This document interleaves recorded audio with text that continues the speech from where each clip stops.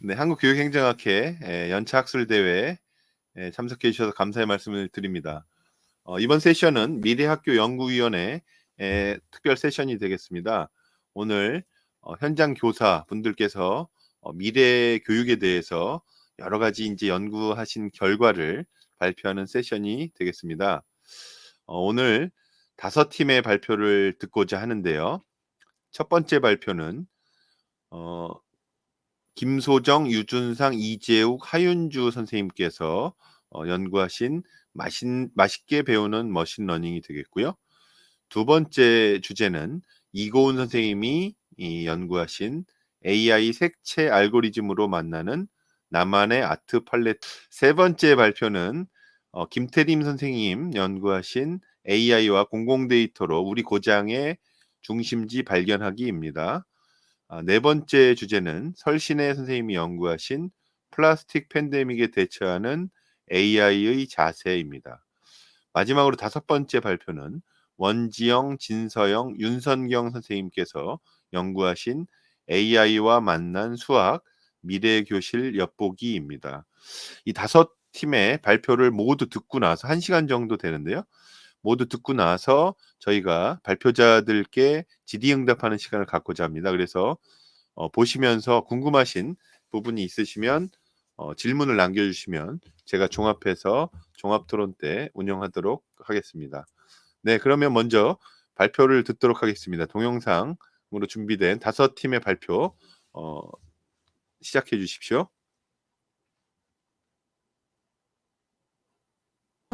저희는 이번 인공지능 융합 교육 수업 지도한 대회에서 수상한 맛있게 배우는 머신러닝 팀입니다.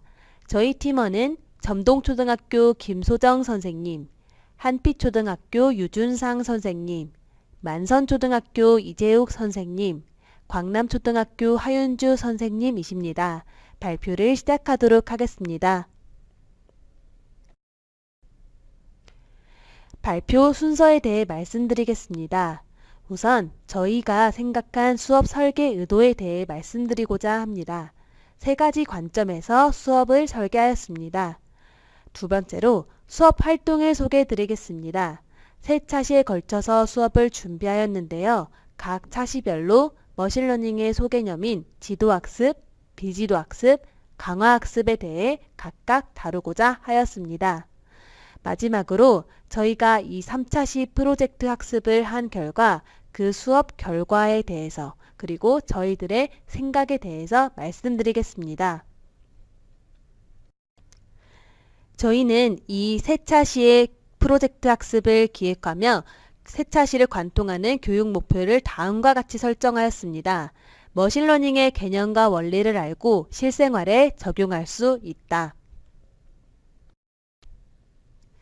수업 설계 의도를 말씀드리겠습니다.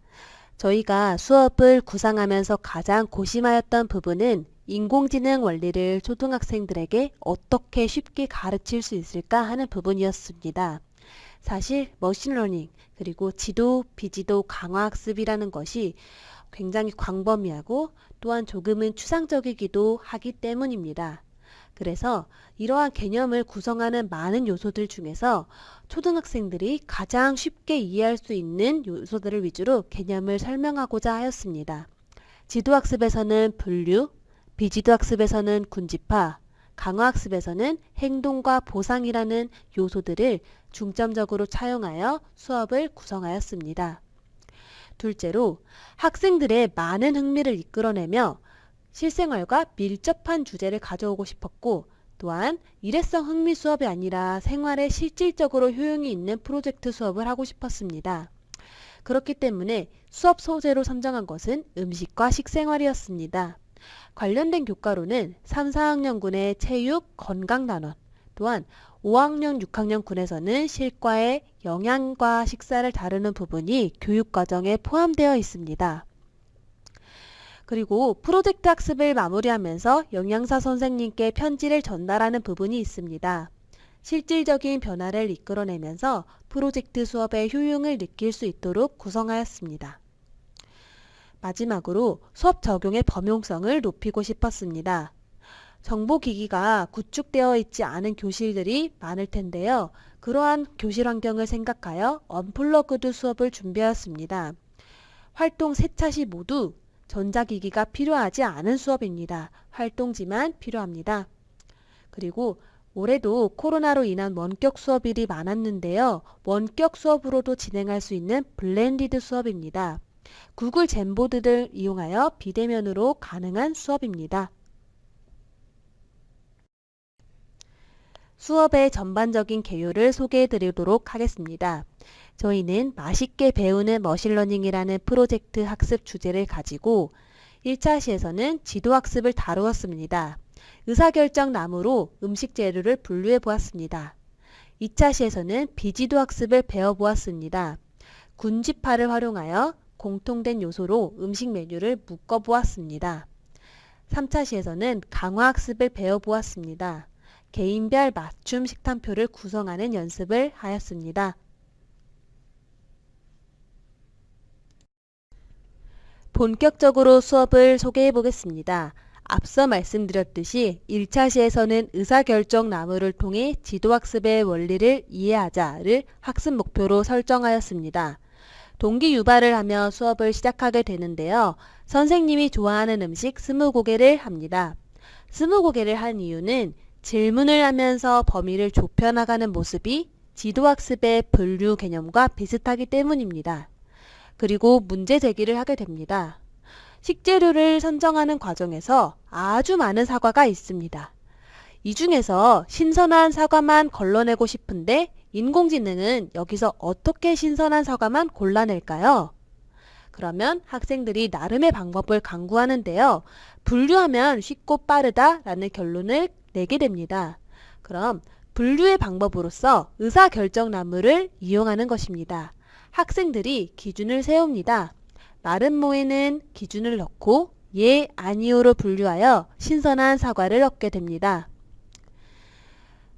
사과 외에도 생선, 고기, 달걀 등 다양한 식재료의 예를 준비하여 모든 별로 의사결정 나무를 만들었습니다. 그리고 이것을 발표하고 지도학습의 개념을 학습하며 수업이 마칩니다. 지도학습이란 정답 혹은 설명이 있는 데이터를 주고 학습하는 것이라고요.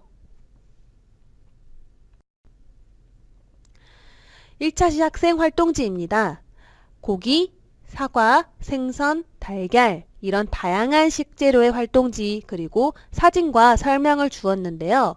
깨끗하고 신선한 고기, 상처가 있는 고기, 상한 냄새가 나는 고기, 핏물이 많이 흐르는 고기, 윤기가 없고 색이 탁한 고기, 겉표면이 마른 고기 등 다양한 예를 줍니다. 그러면 학생들은 다음과 같이 활동지를 오려서 기준을 맞추어 의사결정나무를 만들게 됩니다. 여기서 한 가지 흥미로웠던 점은 같은 고기를 가지고 의사결정나무를 만들었어도 의사결정나무에 단계가 적은 학생들이 있고 또 여러 단계를 더 거친 학생들도 있었다는 것입니다. 다음은 2차 시입니다. 2차 시에서는 나만의 뷔페 만들기를 통해 비지도 학습의 원리를 이해하자 라는 학습 목표를 설정하였습니다. 그림의 우측 최상단을 보시면 강아지 사진이 있습니다. 이를 통해 동기 유발을 진행하는데요. 사진 제목이 주인님 그 녀석은 가짜예요 입니다. 강아지 그림과 나무판 모양의 강아지가 굉장히 모양은 일치합니다. 하지만 사람은 딱 봐도 왼쪽은 강아지, 우측은 나무라는 것을 알 수 있습니다. 그러나 인공지능은 이를 구분하지 못합니다. 그렇다고 해서 우리가 강아지를 분류할 때 나무판인가? 이런 기준까지 줄 수는 없는 것이죠. 지도학습의 한계를 다음과 같이 제시하면서 비지도학습의 필요성을 깨달으며 수업을 시작하게 됩니다. 앞서서 지도학습은 데이터의 설명 혹은 정답이 있다라고 하였습니다. 그런데 데이터의 설명 혹은 정답을 일일이 주는 것이 무척 번거롭고 인공지능도 스스로 할 수 있다. 이런 필요성을 가지고 접근하는데요. 군집화라는 개념입니다. 군집화를 통해서 AI는 스스로 학습할 수 있다. 이것은 지도학습의 분류와 비슷한 듯 다릅니다. 기준을 제시하는 것이 지도학습이었다면 기준을 맞추는 것은 비지도학습이다 라고 설명을 하며 수업을 진행하였습니다. 그래서 다양한 음식으로 군집화를 진행하게 됩니다. 선생님이 제일 좋아하는 음식, 스파게티, 짜장면, 짬뽕, 냉면, 자, 이런 음식들의 이름은 모르더라도 어떤 공통적인 특징이 있습니다. 바로 면류라는 것인데요. 이렇게 아이들이 기준을 맞추는 활동을 통해서 군집화의 개념을 자연스럽게 체득할 수 있었습니다. 그래서 다음 활동으로는 친구가 군집화를 해보면 그것의 공통점을 찾고 기준을 맞추어 봐라 라는 활동을 진행하였습니다. 이를 더 확장시켜서 나만의 땡땡 뷔페를 만들어 보았습니다. 비지도 학습을 생활에 적용해 보았습니다.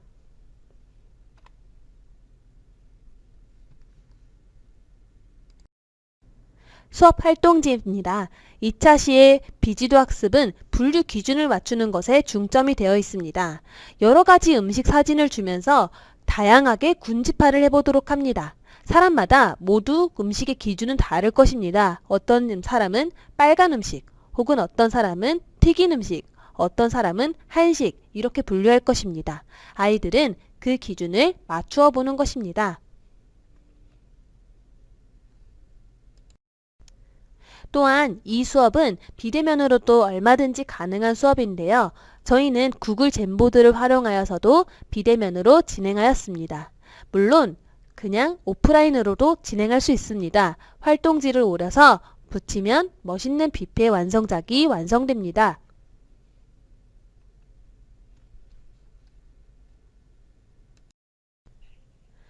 다음은 마지막 3차 시입니다. 3차 재학습 목표는 개인별 맞춤 식단 구성을 통해 강화학습의 원리를 이해하자는 것입니다. 앞서 학생들은 지도학습과 비지도학습을 배워보았습니다. 그런데 지도학습과 비지도학습에서는 다루지 않는 데이터 종류가 있습니다. 바로 움직임, 반응에 대한 행동 데이터인데요. 이것을 다루는 강화학습의 필요성을 이해하면서 수업을 시작하게 됩니다. 우선 강화학습에 필요한 데이터를 만들어야 합니다. 강화학습에 필요한 행동 데이터는 학교 식단표를 활용합니다. 학생들이 급식에 대한 반응을 조사하는 것인데요. 메뉴에 O와 X를 통해 선호도를 조사하게 됩니다. 나는 계란말이가 좋아. 그러면 동그라미.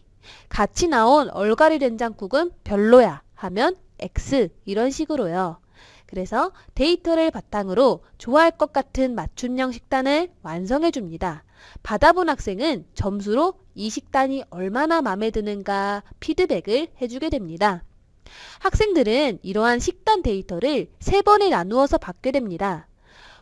강화학습이 엄청나게 여러 번에 걸쳐서 이루어지는 것을 담고 싶었는데요. 시간의 한계상 3번에 걸쳐서 데이터를 받아보며 피드백을 받게 됩니다. 3번에 걸친 강화학습은 피드백 점수가 점차 향상되는 것을 알 수 있었습니다. 또한 프로젝트의 마지막 차시이기 때문에 학생들은 희망 최종 식단표를 모아 영양선생님께 식단을 건의하며 프로젝트 수업을 마무리 짓습니다. 3차 시 학생활동지는 필기와 함께 소개해 드리도록 하겠습니다. 앞서 말씀드렸듯이 학생들은 3번에 걸친 데이터를 받아보게 됩니다. 왼쪽은 만든 학생 데이터고요. 오른쪽은 그를 바탕으로 구성한 학생 맞춤 식단입니다. 우선 1주차, 2주차, 3주차 이런 식으로 있고요. 이것을 잘라서 3번에 걸쳐서 전달하게 됩니다.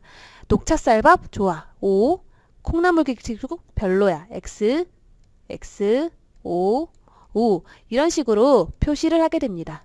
그럼 학생들은 이걸 보고 첫 번째 식단에는 땡땡땡, 땡땡땡, 땡땡땡 이렇게 식단을 나름대로 짜주게 됩니다.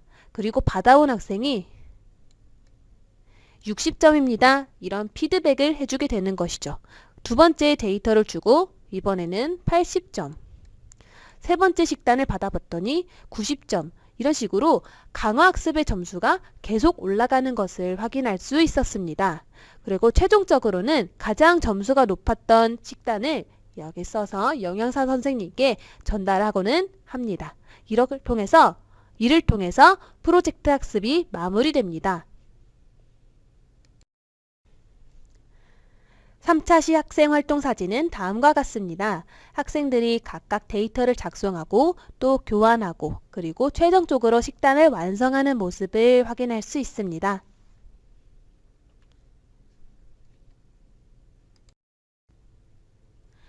적용 결과 및 소감을 말씀드리도록 하겠습니다. 우선 저희는 차시별 평가와 프로젝트 학습 전반에 대한 만족도 조사를 진행하였습니다. 차시별 평가는 지식, 기능, 태도 면에서 진행되었고요. 다수의 학생이 학습 목표를 달성하며 인공지능 학습에 흥미를 보이는 모습을 관찰할 수 있었습니다. 특히 기능과 태도 면에서 굉장히 높은 수치를 보였습니다. 프로젝트 학습 전반에 대한 만족도 조사는 흥미도와 만족도 면에서 진행하였는데요. 둘 다 3.9, 3.8 이렇게 나와 그렇다에 가까운 긍정응답을 보였습니다.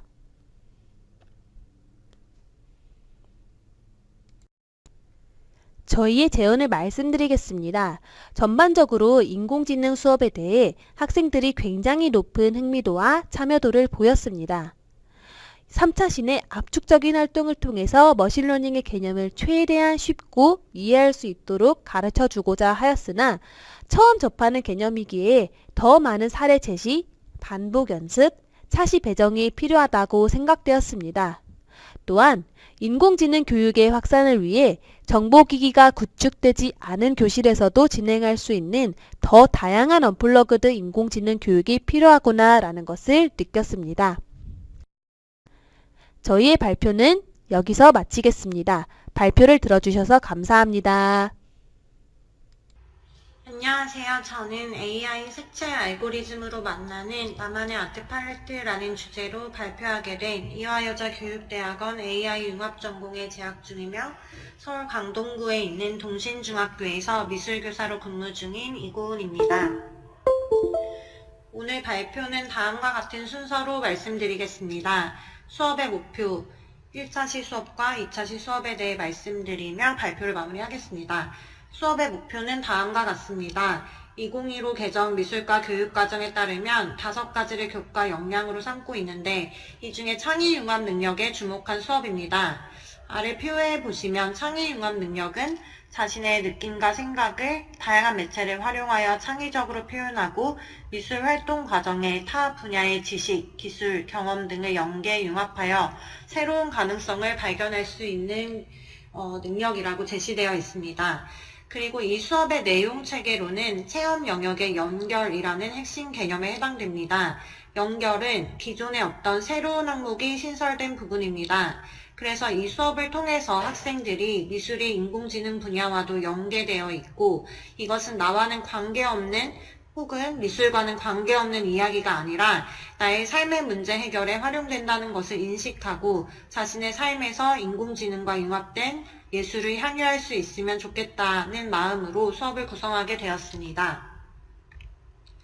1차시 수업을 보겠습니다. 알고리즘의 이해 및 인공지능 알고리즘 예술작품 가치 토론. 학생들이 알고리즘의 개념에 대해 간단히 살펴보고 예술 분야에서는 인공지능이 어떻게 사용되고 있는지 조사하여 학급 클라우드에 그것을 공유합니다. 그러한 인공지능 작품들이 예술적으로 어떠한 가치가 있는지 토론하는 그런 수업입니다. 도입 단계입니다. 저는 수업에 있어서 동기 유발이 가장 중요하다고 생각합니다. 인공지능 예술이라는 모호하고 애매한 이 낯선 세계로 아이들이 자발적으로 발을 딛게 하기 위해서는 교사가 좀 더 호기심을 자극시켜 줄 수 있는 동기 유발 단계를 설계해야 한다고 생각했습니다. 그래서 작품 서명 보면 화가가 보여요 라는 게임을 준비했는데요. 오른쪽이나 왼쪽 아래에 한글이나 영어로 써진 서명을 보면 화가가 누군지, 성격, 취향 등을 어느 정도 유추할 수 있는데요. 학생들이 이 서명으로 화가가 누구다, 어떠한 성격이 있을 것 같다, 이러한 이야기들을 게임을 통해서 의견을 얘기하고 이 4명의 화가와 함께 다음 작품을 끼워 넣습니다. 파리에서 예술과 인공지능을 연구하는 오비어스 그룹에서 발표한 에드먼드 데 벨라미라는 미술 작품입니다. 이 작품의 경우 보통 작가가 서명하는 란에 작가의 서명 대신 해당 알고리즘이 기재되어 있는 것으로 유명한 작품입니다. 이 게임을 통해서 교사가 인공지능이라는 단어를 언급하지 않아도 학생 스스로 인공지능도 예술작품의 작가가 될 수 있다는 것을 깨달을 수 있도록 동기 유발로 이 게임을 준비했습니다. 다음은 전개 단계입니다. 첫 번째 활동으로는 학생들은 알고리즘이 무엇인지 탐색해 봅니다. 이 수업은 중학교 1학년 대상으로 했던 수업입니다. 저희 학교 같은 경우는 1학년 1학기에 정보 시간에 알고리즘에 대해 이미 배웠습니다. 그래서 정보 교과서의 알고리즘 개념에 대해 간단히 복습하고 나서 AI 알고리즘 중에서 겐 알고리즘에 대해 살펴봅니다. 번역을 하면 생성적 적대 신경망이라는 뜻으로 생성자가 모방하는 이미지를 만들어내면 이것이 정확한지를 구분자가 판별하고 이를 반복하면서 정확도가 높은 모방을 하게 되는 원리입니다. 겐 알고리즘이 만들어낸 미술 작품도 함께 감상합니다. 이 작품은 두 개의 초상화를 스크린에 보여주고 있는데요. 왼쪽에는 남자, 오른쪽에는 여자의 초상화를 스크린으로 보여줍니다. 그리고 스크린 아래에는 17세기에서부터 19세기까지 유럽 미술 작품들을 학습한 이미지를 만들어내고 있는 컴퓨터가 들어있음을 학생들에게 소개합니다. 그리고 이 작품에 대한 작업 과정과 의미에 대해 더욱 궁금한 학생들을 위해서 심화 영상을 학급 클라우드에 게시합니다. 교사가 제시한 작품 이외에도 인공지능이 만든 많은 예술 작품들을 학생들이 스스로 검색해보고 반 친구들에게 클라우드를 통해 공유할 수 있는 시간을 갖도록 합니다.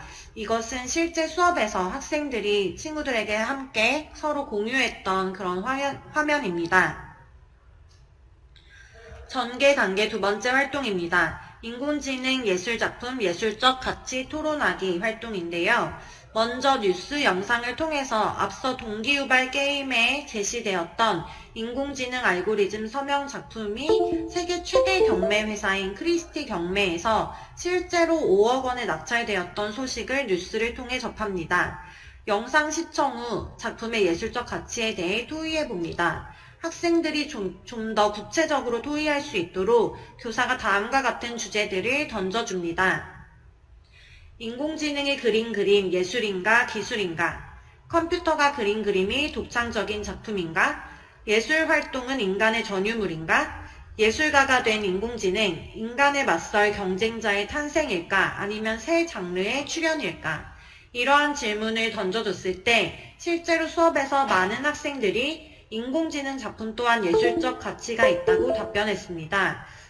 가장 인상 깊었던 한 인문학도 학생의 답변은 다음과 같습니다.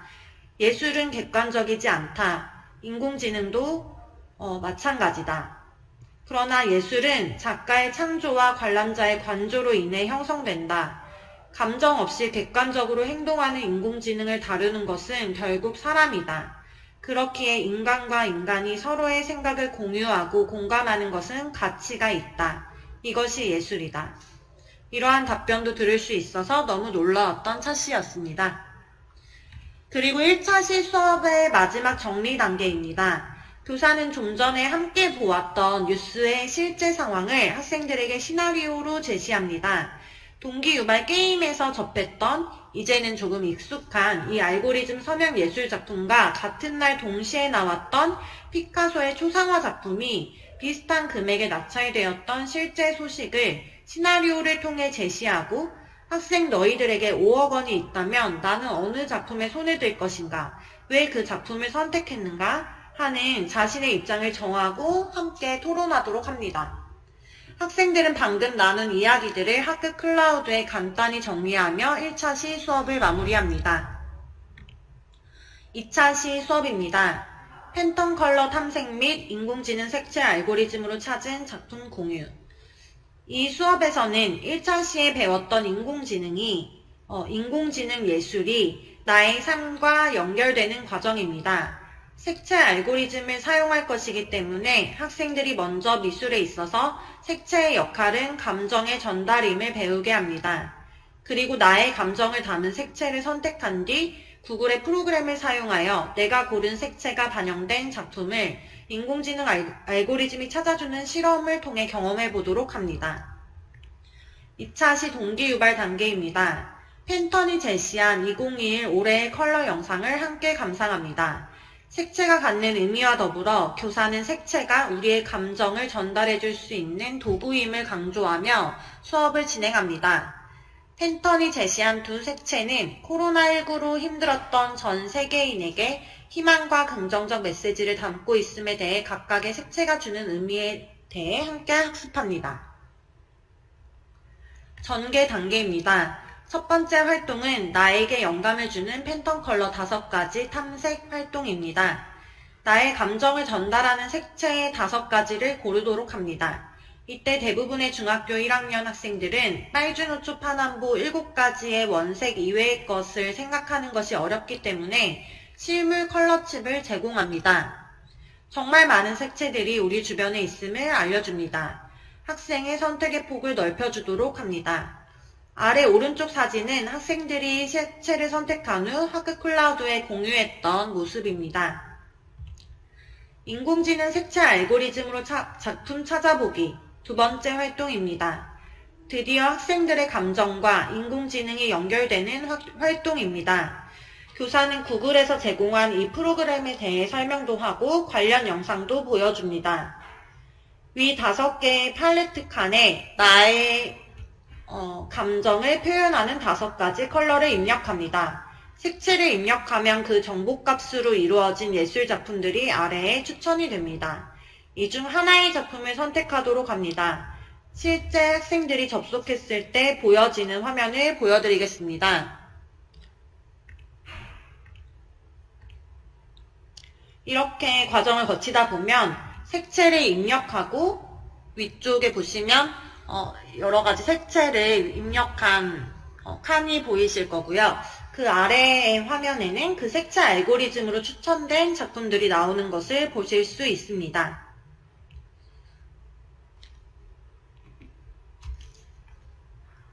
그래서 전개 두 번째 활동을 설명드리면 이것은 학급 클라우드에 공유된 학생들의 결과물입니다. 아래에는 5가지 색채를 고른 게시글이 있고 그 위에는 방금 알고리즘으로 추천된 작품들 중 각자 마음에 드는 작품을 선택하여 혹은 그 5가지 색채를 고를 때 나의 감정에 집중했기 때문에 그 감정을 가장 잘 전달해주는, 표현해주는 그런 작품을 선택하고 업로드한 게시글의 모습이 보여집니다.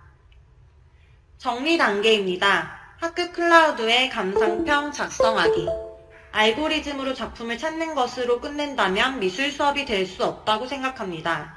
융합 수업이지만 교과의 정체성을 잃지 않도록 미술 작품을 감상하는 감상법 또한 교사가 알려줍니다.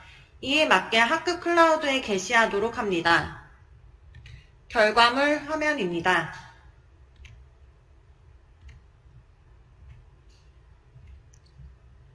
실제 수업에서는 이렇게 감상문을 작성하는 것으로 마쳤지만 조금 아쉬운 점들이 있었습니다. 작품의 객관적 정보, 순수 감상평, 작가의 의도 등으로 감상문을 작성하는 것도 중요하지만 이 수업의 원래 목표였던 색채가 나에게 주는 감정에 대해 좀 더 강조하고 인공지능과 감정이 연결되는 지점이 너무나 흥미로운 부분인데 이에 대해 더 많은 이야기들을 나누면 좋겠다는 생각이 들었습니다. 인공지능 색채 알고리즘이 추천한 작품에서도 처음에 내가 느꼈던 그 색채에서 느꼈던 감정이 여전히 전달되는지에 대한 이야기를 나누면 더욱 수업의 목표에 부합했을 것 같습니다.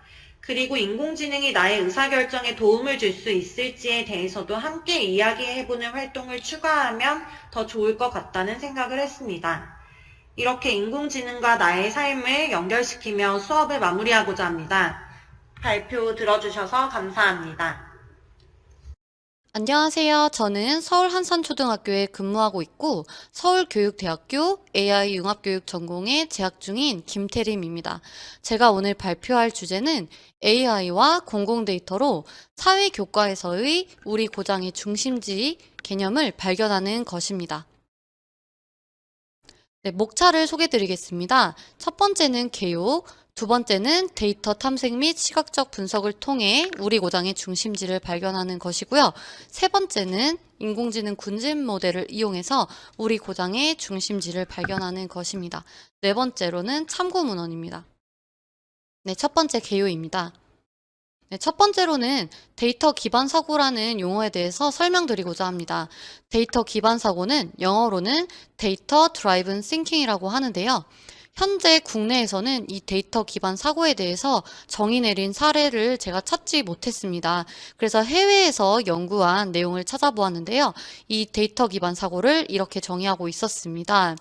데이터 드라이븐 싱킹은 가리키는데요. 어떤 thought process, 그러니까 사고 과정을 나타냅니다. 이 사고 과정은 어떤 문제를 다루고 addressing a problem, 그리고 situation, 어떤 상황과 문제를 다루고, 그리고 proposing solutions, 어떤 해결 방법을 제안하는데요. 이런 문제와 해결 방법들은 that can be efficiently formulated and backed by data입니다. 데이터의 근거에서 효과적으로 구조화되고 또 뒷받침될 수 있는 문제와 해결 방법을 제안하는 사고 과정인 것이죠. 이런 데이터 기반 사고에서 더 발전해 나가면 데이터 기반 문제 해결이 되는데요. 이 데이터 기반 문제 해결은 즉 데이터 관점에서 문제를 재해석하고 이렇게 수치할 수 있도록 재해석하고 이와 관련된 데이터를 수집하여 시각화한 차트를 다각도로 분석하고 문제 해결에 필요한 인사이트를 도출하는 과정이라고 볼 수 있겠습니다. 그래서 데이터 기반 문제 해결은 데이터를 기반으로 문제를 바라보고 해결하는 그 과정 자체를 뜻하는 것이죠. 이런 데이터 기반 사고와 문제 해결을 잘 볼 수 있는 사례가 있어서 소개해 드리려고 합니다. 뉴스젤리라는 사이트에서 탐색적 데이터 시각화를 통한 문제 해결 접근법이라고 해서 제주도의 대중교통 사례를 분석한 사례가 있었습니다. 제주도는 지하철이 없기 때문에 대중교통에서 버스가 대표적인데요. 이 버스를 핵심 키워드로 해서 이렇게 소셜 데이터를 워드 클라우드화해서 나타내 보았습니다. 그랬더니 제주도에서 버스와 관련된 연관 검색 키워드가 이렇게 정류장이 제일 많이 나왔고요. 그 밑으로는 버스 기사가 크게 차지하고 있다는 것을 볼 수 있습니다. 그래서 제주도에 정류장과 관련된 문제, 그리고 버스 기사와 관련된 문제가 있지 않을까? 이렇게 저희가 어떤 생각을 해볼 수 있겠죠. 이 소셜 데이터를 보고 여기서 문제를 추출해내는 것입니다. 하지만 이 문제는 아직 정확하지 않은 가설입니다. 그래서 정류장이 가장 많이 나왔기 때문에 정류장에 대한 문제가 많다면 정류장이 불편한 문제라고 볼 수 있겠죠. 그리고 버스 기사가 많이 나왔는데 버스 기사가 불친절하기 때문에 사람들이 많이 문제로 느끼지 않을까 이렇게 가설을 세워보는 것입니다.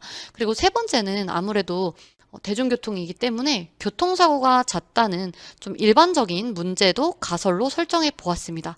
이렇게 가설을 설정해 놓고 나면은 이 문제들은 아직 데이터적으로 접근이 불가능한 굉장히 추상적인 형태입니다. 그래서 이런 문제를 데이터 기반 사고로 새롭게 재정의할 수 있는데요. 정류장이 불편하다는 이렇게 제주도의 면적이나 인구 대비 정류장 수가 적기 때문에 불편할 수 있겠죠. 이런 식으로 문제를 데이터 기반으로 새롭게 재정의 내리는 것입니다. 그리고 버스 기사가 불친절한 이유는 대부분 너무 일이 많기 때문에 불친절해지는 경우가 많겠죠. 그래서 이 문제를 운전 버스 수 대비 운전자 수가 너무 적어서 한 사람이 운전하는 버스가 너무 많아서 버스 기사가 친절한 게 아닐까 이렇게 접근해 보는 것이죠. 그리고 세 번째는 교통사고가 잦다는 문제는 조금 더 구체화해서 제주도의 인구 수 대비 교통사고 건수가 많다로 이렇게 새롭게 재정의를 내려 보았습니다. 그래서 이런 문제들이 실제로 맞는지를 확인하기 위해서는 데이터를 통해서 제대로 확인해 볼 필요가 있습니다. 그래서 데이터 탐색 및 시각적 분석을 통해 가설을 검증해 보는데요. 첫 번째 가설이었던 제주도의 면적 및 인구 대비 정류장 수가 적다라는 가설은 분석 결과 기각되었습니다. 왜냐하면 첫 번째 그래프에서 보시면 시도별 면적 대비 정류장의 수인데 서울은 면적 대비 정류장 수가 정말 많죠. 그렇지만 제주도도 많은 시도에 이렇게 비교해 봤을 때 중간 정도에 위치했습니다. 그래서 면적 대비 정류장 수가 더 적은 곳도 많이 있기 때문에 이게 그렇게 큰 문제는 아니라는 것을 알 수 있습니다. 그리고 또 시도별 인구 대비 정류장 수를 나타내 보았는데 서울 같은 경우에는 사람이 정말 많아서 인구 대비 정류장 수가 오히려 좀 이렇게 적게 나오는데 제주도 같은 경우에는 초록색으로 인구 대비 정류장 수는 넉넉한 편으로 나왔습니다. 그래서 이렇게 데이터 분석을 실제로 해보니까 이 첫 번째 가설은 기각될 수 있었습니다. 네, 두 번째 가설도 한번 살펴보겠습니다. 운전자 수 대비 버스의 수가 너무 많은가를 봤더니 시도별로 해봤을 때 제주도는 평균에 위치했습니다. 오히려 강원도나 이런 곳이 운전자 수 대비 운전하는 버스의 수가 많았고 제주도는 그거보다 한참 덜 미쳤습니다. 제주도의 운전버스 수 대비 운전자 수가 적다는 이런 문제는 가설은 기각되었습니다. 그리고 세 번째 문제는요. 교통사고가 많다는 것이었는데 실제로 인구 대비 교통사고의 숫자를 그래프로 시각화했더니 제주도는 다른 시도에 비해서 인구 대비 교통사고 숫자가 아주 높았습니다. 그래서 이렇게 데이터 분석을 해보니까 이 세 번째 가설만 유효하게 나왔고 나머지 가설은 유효하지 않다는 것을 알 수 있었습니다. 이런 사례를 제가 보면서 초등학교 사회에서 나오는 이 중심지의 개념을 데이터 기반 사고로 접근해 봐야겠다는 생각이 들었습니다. 왜냐하면 4학년 1학기 사회교과서에 나와 있는 우리 지역의 중심지라는 파트인데요. 사람들이 많이 모이는 곳을 찾아보자고 되어 있고 어디가 많이 모일지 예상해 보자고 되어 있습니다. 그리고 사람이 많이 모일 곳으로 짐작되는 곳을 짐작해서 이제 어떠한지 그런 특징을 찾고 그 다음에 이제 이런 중심지의 특성을 단순히 사람들이 많이 모이는 곳이라고만 이야기하고 있습니다. 하지만 이런 자기의 주관적인 생각에 의해서 또 그냥 자기만의 경험에 의해서 사람들이 많이 모였던 곳은 이런 곳이었어. 이런 식으로 그냥 짐작해서 접근하는 것이기 때문에 조금 더 중심지를 정확하게 찾기 위해서는 이런 사람들이 많이 모인다는 중심지의 개념, 그 특성을 데이터 기반으로 재정의할 필요가 있었습니다. 그래서 이 중심지의 개념을 데이터 기반으로 새롭게 정의하는 과정을 보여드리겠습니다. 중심지의 개념은 사람들이 많이 모이는 곳이죠. 그렇다면 당연히 교통이 편리할 것입니다. 뭐 버스나 지하철이 다니지 않는 곳에 사람들이 자가용을 타고 가긴 하지만 아무래도 대중교통을 이용하는 숫자에 비하면 많이 부족하잖아요. 그래서 이런 교통이 편리하다는 특징과 관련된 데이터에는 무엇이 있을까 생각을 해보았습니다. 그래서 어떤 데이터로 접근할 수 있을지 찾아본 것이죠. 그랬더니 두 가지 데이터가 떠올랐습니다. 첫 번째는 지하철 탑승 인원 공공 데이터였고 두 번째로는 버스 승하차 인원 공공 데이터였습니다. 근데 여기에서 어떤 데이터로 접근을 할까 생각을 하다 보니까 우리 고장의 중심지를 찾는 문제를 지금 데이터 기반 사고로 접근하는 것이잖아요. 그래서 어떻게 하면 우리 고장의 중심지를 더 정확히 찾을 수 있을까를 생각해 보게 되었습니다. 생각해 보니까 지하철은 한 고장에 고작 한두 개밖에 없습니다. 지하철 자체가 중심지여서 우리 고장에서 사람들이 많이 모이는 곳을 좀 세세하게 알기는 어렵다는 생각이 들었습니다. 하지만 버스는 정류장이 역과 역 사이에도 촘촘하게 분포해 있기 때문에 우리 고장의 중심지를 조금 더 작은 단위에서 살펴볼 수 있다는, 세세하게 알 수 있다는 장점이 있었고요. 또한 파란 버스 말고 이제 우리 고장에만 다니는 마을버스는 우리 고장 주변에서만 움직이기 때문에 우리 고장만의 중심지를 찾기에 효과적이었습니다. 처음으로는 제가 다른 파란 버스, 그런 간선 버스도 활용을 해봤는데, 다른 고장에 가는 곳이, 그 정류장이 너무 많아서 중심지를 찾기에 좀 효과적이지 않았습니다. 그래서 마을버스 데이터를 이용해서 중심지를 찾기 좋겠다라는 생각을 했고, 또한 버스의 정류장 이름은 그 자체가 그 정류장 주변에 있는 핵심 지명을 담고 있더라고요. 그래서 그 중심지를 찾기에 아주 효과적인 데이터라는 생각이 들었습니다. 그래서 저는 이 고장의 중심지를 찾는 문제를 데이터 기반으로 재정의했는데, 그래서 중심지의 개념을 우리 고장 마을버스의 승하차 인원이 많은 정류장이 위치한 곳으로 새롭게 재정의를 내렸습니다. 이렇게 해서 이제 문제를 접근해 본 것이고요. 두 번째로는 데이터 탐색 및 시각적 분석을 통해 우리 고장의 중심지를 발견해 보는 것입니다. 여기에서는 이제 인공지능 없이 단순한 데이터 탐색과 시각화로 알아보는 건데요. 저는 먼저 이제 서울시 버스 노선별, 정류장별 승하차 인원 공공 데이터를 서울 열린 데이터 광장에서 다운로드 했습니다. 이 데이터 안에는 서울의 모든 버스 데이터가 들어있기 때문에 굉장히 양이 많습니다. 그래서 여기 있는 이 원 데이터를 다운받아서 제가 지금 강동구에 있는데요. 이 강동구에 그 마을버스 데이터로만 쭉 정리를 했고, 필요 없는 데이터, 날짜 데이터 같은 것은 삭제하고 노선 번호, 역명, 승차 총 승객수와 하차 총 승객수만 남겼습니다. 그래서 이렇게 데이터를 전처리를 하였고요. 그 다음에 이 엑셀에서 이 데이터를 먼저 시각화해 보았습니다. 시각화도 해보고 그 정렬을 해보았는데요. 이렇게 시각화를 분산형 차트로 해보았더니 여기가 이제 가로축이 승차 인원수고요. 세로축이 하차 총 승객수인데 이 인원이 많은 정류장들이 있었습니다. 그래서 대충 이런 부분들이 이제 중심지가 될 것이다 라고 표시를 해보았고요. 이렇게 1차로 발견한 중심지들을 또 이렇게 정렬해서 한 번 더 확인해 보았습니다. 승차 총 승객수가 많은 순으로 데이터를 정렬해 보면 이런 식으로 가장 많이 사람들이 탄 곳이 나오고, 또 하차 총 승객수가 많은 곳으로 정렬을 해보면 이렇게 또 많이 내리는 것도 나왔습니다. 그래서 저는 중심지가 승차와 하차 인원수가 많은 곳으로 생각을 해야겠다, 그렇게 생각을 했고요. 왜냐하면 이 정류장이 회차하는 곳에 따라서 조금씩 다 차이가 있더라고요. 그래서 이렇게 해서 먼저 1차로 찾은 중심지를 백지도에 표시해 봅니다. 그러면 이렇게 천호역, 현대백화점, 암서종합시장과 같은 1차로 찾은 중심지가 이렇게 표시가 됩니다. 하지만 저희가 이렇게 해서 찾는 것에서 더 이제 발전해서 인공지능 군집 모델을 이용해서 우리 고장의 중심지를 발견해 보는 것도 해보았습니다. 자, 먼저 인공지능 군집 모델에 대해서 설명을 드리면, 얘는 이제 임의로 이 데이터가 있을 때 임의로 이렇게 점에 이제 중심지가 될 어떤 점들을 찍습니다.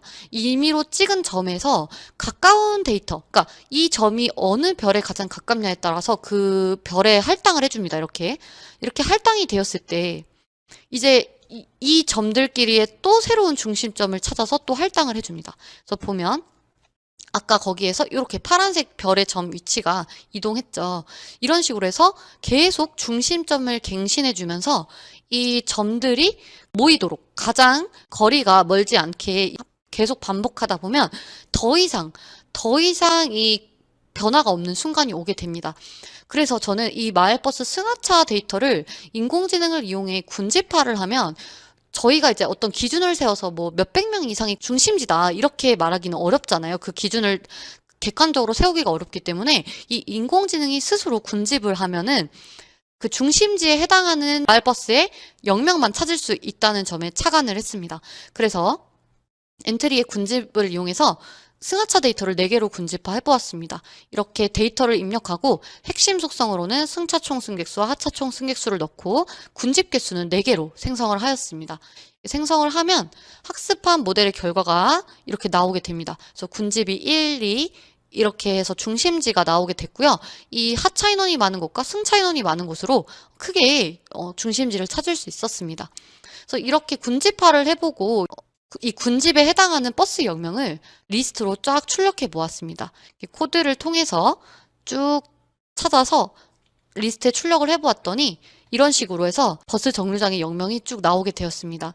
이런 2차로 찾은 중심지를 1차로 찾은 중심지와 비교해보면 데이터 탐색을 통해 단순히 상단에 정렬된 중심지를 찾을 때보다 인공지능 군집 모델을 활용하니까 찾을 수 없었던 그 애매한 수치였던 뭐 800명, 700명대였던 그런 곳들도 중심지로 잘 발견되었습니다. 그래서 이런 2차로 찾은 중심지를 백지도에 표시하면 아까 1차에서 찾은 것보다 더 많은 곳들이 중심지로서 발견됐다는 것을 알 수 있었습니다. 네, 그래서 저는 이로써 이제 참고 문헌을 소개해 드리면서 발표를 마치도록 하겠습니다. 감사합니다. 안녕하십니까. 저는 이화여자대학교 교육대학원 AI융합교육전공 설신혜라고 합니다. 저는 오늘 플라스틱 팬데믹에 대처하는 AI의 자세라는 주제로 AI 융합 수업 사례에 대해서 발표하겠습니다. 목차는 다음과 같습니다. 먼저 수업 개요에 대해서 말씀드리겠습니다. 이 수업은 총 3차 시로 구성되어 있는데요. 1차 시에는 사회교과와 정보교과를 융합해서 빅데이터 분석을 활용한 플라스틱 팬데믹 현상에 대해서 탐색하는 활동입니다. 2차 시에는 기술 가정과 정보교과를 융합하여 재활용이 되는 플라스틱과 그렇지 않은 플라스틱을 분류하는 학습 모델을 만드는 활동을 하게 됩니다. 3차 시에는 2차 시에서 만들었던 학습 모델을 활용해서 인공지능으로 재활용이 가능한 플라스틱을 분류하는 프로그램을 만드는 활동으로 구성되어 있습니다. 이 수업의 학습 목표는 코로나19로 인한 플라스틱 폐기물의 증가 문제를 빅데이터 분석을 통해 탐색해보고 인공지능을 활용해서 플라스틱의 올바른 분리 및 재활용을 돕는 프로그램을 만드는 것입니다. 각 연계된 교과의 성취 기준은 다음과 같습니다. 먼저 1차 시 수업입니다. 1차 시 수업의 주제는 빅데이터 분석을 활용한 플라스틱 팬데믹 탐색 활동입니다.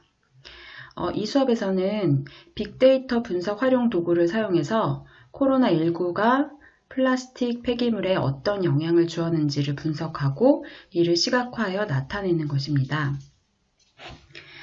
그래서 온라인에서 학생들이 쉽게 접근할 수 있는 빅카인즈나 썸트렌드, 네이버 데이터랩과 같은 빅데이터 분석 도구를 사용하게 됩니다. 먼저 도입 단계에서는 뉴스 동영상을 통해서 플라스틱 폐기물이 왜 증가했는지를 생각해 보는 것입니다. 그리고 나서 빅데이터 분석을 활용한 문제 탐색을 하게 되는데요. 지금 그림에 제시된 것처럼 빅데이터 분석 도구에서 키워드를 입력을 하면 이 키워드가 온라인상에서 얼마나 언급되었는지 그 변화량을 이렇게 시각화해서 볼 수가 있습니다. 그래서 학생들이 각자 주제와 관련된 키워드를 설정을 한 다음에 뉴스 기사의 양이 어떻게 변했는지 탐색을 해보고 또는 이 주제와 관련된 연관어들은 어떤 것들이 있는지 이런 빅데이터 분석 도구를 활용해서 탐색을 해볼 수가 있습니다. 그래서 그 결과를 시각화해서 나타내보고 해석을 할 수 있는데요. 지금 보시는 예시는 학생들이 수업 시간에 탐색한 예시를 가져온 것입니다. 이 학생의 경우에는 플라스틱 재활용이라는 검색어를 사용해서 뉴스 기사량이 2020년 하반기부터 2021년 상반기까지 어떻게 변했는지를 그래프로 나타낸 것인데 보시다시피 플라스틱 재활용에 대한 뉴스 기사량이 꾸준히 증가했다는 것을 알 수가 있었습니다. 두 번째 예시는 배달 음식과 플라스틱이라는 두 개의 제시어를 가지고 언급량의 변화를 분석한 그래프입니다. 그래서 배달 음식과 플라스틱이라는 키워드를 가지고 언급량을 비교 분석해 봤을 때 그래프가 완전히 일치하진 않지만 비슷한 경향을 보이고 있다는 것을 알 수가 있었고 이것으로 인해서 우리가 배달 음식을 많이 먹게 되면서 플라스틱의 사용량도 함께 늘어나고 있다는 것을 유추해 볼 수가 있습니다. 세 번째 예시는 워드 클라우드로 플라스틱 팬데믹에 관련된 연관어들을 나타내 본 것인데요. 보시다시피 코로나19가 가장 크게 표현되어 있는 것을 볼 수가 있습니다. 그래서 학생들이 작업한 이러한 결과들을 바탕으로 플라스틱 팬데믹이라는 표현이 최근에 왜 출현하게 됐는지, 그리고 이 문제를 해결하기 위한 방법이 무엇이 있는지, 또 인공지능을 활용해서 해결할 수 있는 방법은 무엇인지 등을 마무리 활동으로 이야기해보는 수업입니다. 이렇게 1차 시를 마치고 나서 2차 시에는 이제 인공지능을 활용해서 어떻게 이런 플라스틱 문제를 해결할 수 있을지를 생각해보고 재활용이 되는 것과 재활용이 되지 않는 플라스틱을 사람들이 잘 구분하지 못하기 때문에 이를 잘 구분해주는 인공지능 모델을 만들어보는 활동을 하게 됩니다. 그래서 기술 과정 시간에 학생들이 배웠던 내용을 바탕으로 재활용이 가능한 플라스틱은 어떤 것들이 있는지, 또 재활용이 불가능한 플라스틱은 어떤 것들이 있는지를 학생들이 구분해서 분류를 해보도록 합니다. 그런 다음에 실생활에서 많이 우리가 사용하는 플라스틱 용기를 예시로 해서 이미지 데이터를 수집하도록 합니다. 그래서 플라스틱의 이미지 데이터를 수집한 다음 이 중에서 재활용이 가능한 것과 재활용이 불가능한 두 개의 클래스로 구분해서 나누도록 합니다. 그리고 정보 시간에 학생들이 사용하고 있는 엔트리 프로그램을 이용해서 인공지능 모델 학습 기능을 사용하고 이미지 분류 모델을 만들도록 합니다. 지금 화면에 보시면 재활용이 가능한 플라스틱 클래스에는 학생들이 수집한 재활용이 가능한 플라스틱 이미지를 데이터를 입력해주고 재활용이 불가능한 플라스틱의 이미지도 입력을 해준 다음 모델 학습하기를 클릭해서 학습을 완료한 후에 이렇게 결과를 테스트해보는 사진입니다. 그래서 일회용 라면 용기 사진을 테스트했을 때 재활용이 불가능하다고 이렇게 모델이 판단을 해주고 있습니다.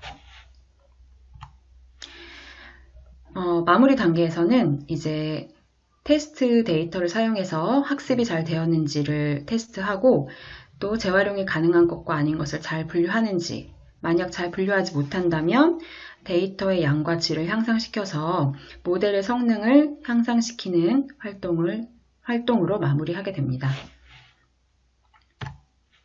마지막으로 3차 시에는 2차 시에서 만들었던 인공지능 모델을 활용해서 재활용이 가능한 플라스틱을 분류해주는 분류 프로그램을 만드는 활동으로 구성되어 있습니다. 이 수업을 할 때는 학생들이 스스로 스토리텔링을 해서 플라스틱 폐기물로 인한 증가로 인한 이 문제를 해결할 수 있는 방법이 포함되도록 그렇게 프로그램을 설계하도록 지도하게 됩니다. 그래서 플라스틱 팬데믹 문제를 해결하기 위한 방법을 한번 생각해보고 인공지능으로 이 문제를 해결하기 위한 방법으로 우리는 재활용이 가능한 플라스틱과 그렇지 않은 플라스틱을 자동으로 분류해주는 인공지능을 만들어보자 라는 이야기로 수업을 도입 부분을 진행하게 됩니다. 이제 전개 단계에서는 학생들이 각자 스토리텔링을 구성하고 각자 프로그램에 알맞는 화면을 설계하고 오브젝트나 변수를 추가하게 되고요. 이제 지금 보시는 화면은 학생들이 만든 프로그램 예시인데요. 지금 보시면 재활용이 가능한 플라스틱과 아닌 것을 분류해주는 로봇이 등장을 하게 됩니다. 그래서 학생이 이렇게 페트병 사진을 입력했을 때 이것은 재활용이 가능한 플라스틱이다 라고 판단을 해주고 있고 이렇게 일회용 숟가락의 이미지를 데이터로 입력을 했을 때는 이거는 재활용이 불가능한 플라스틱이기 때문에 이런 플라스틱은 다음부터 사용하지 않도록 해줘 라는 식으로 프로그램이 진행되고 있습니다. 마무리 단계에서는 이제 친구들과 프로그램을 공유해보고 다른 친구들이 만든 프로그램을 보면서 내가 미처 생각하지 못했던 문제 해결 방법에 대해서 함께 나누어 보는 시간을 갖고 마무리하게 됩니다. 다음은 이 수업과 관련된 심화 활동인데요. 이 수업과 이제 연계해서 교실이나 집에서 직접 사용할 수 있도록 이제 프로그램에 그치는 것이 아니라 플라스틱 분류 기계를 만들어 보는 활동도 할 수 있을 것 같습니다. 또는 플라스틱뿐만 아니라 폐기물의 종류에 따라서 종이, 비닐, 플라스틱 캔, 이렇게 폐기물을 분리 배출해주는 프로그램을 만들어 볼 수도 있습니다. 지금 보시는 것은 학생이 만든 예시인데요. 안녕, 나는 지구를 지키는 분리수거 인공지능이야. 어떤 쓰레기를 분리수거할 거야?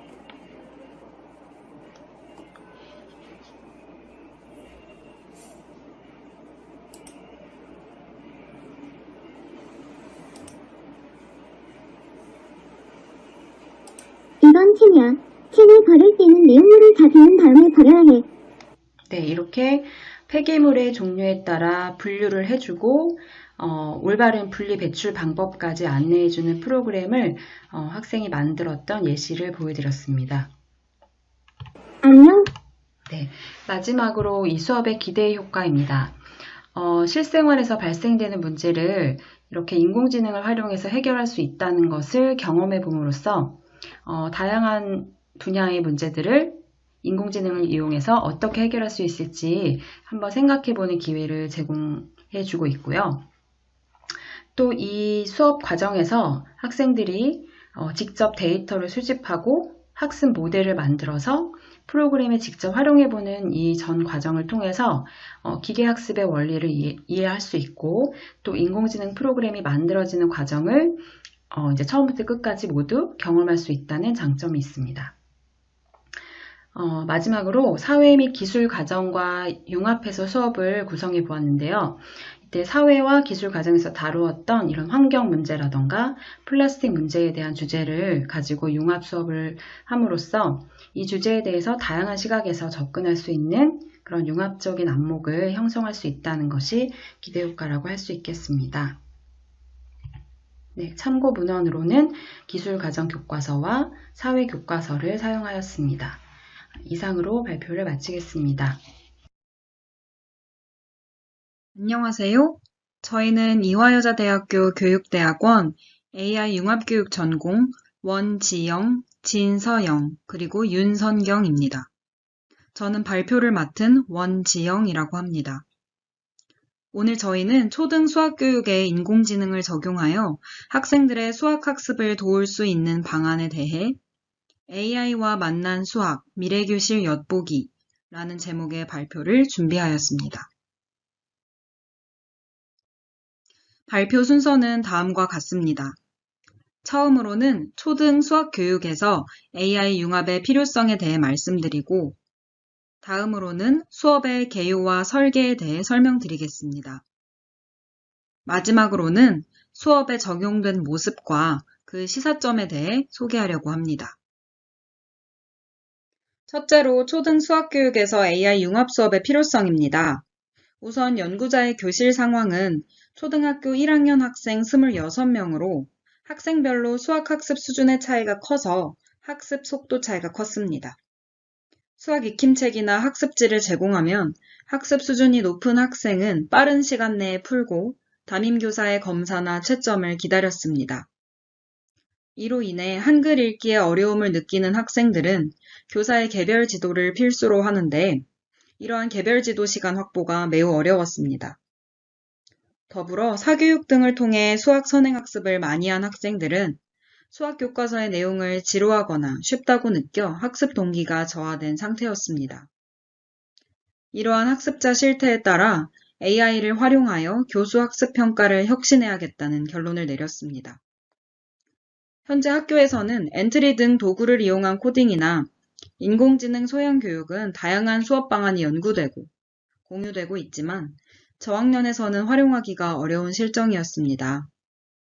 따라서 인공지능의 도움을 받으며 수업을 진행하여 교사의 업무 부담을 덜고 학생들 또한 AI 기술을 친숙하게 느낄 수 있는 방안을 고민하였습니다.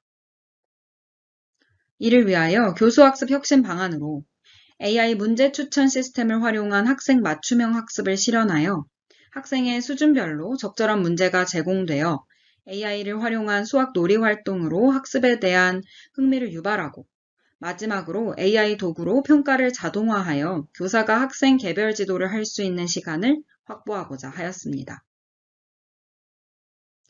수업의 개요는 다음과 같습니다. 초등학교 1학년 대상의 수 체계 및 수 감각 기초 형성에 관한 목표로 세차시 수업을 구성하였습니다.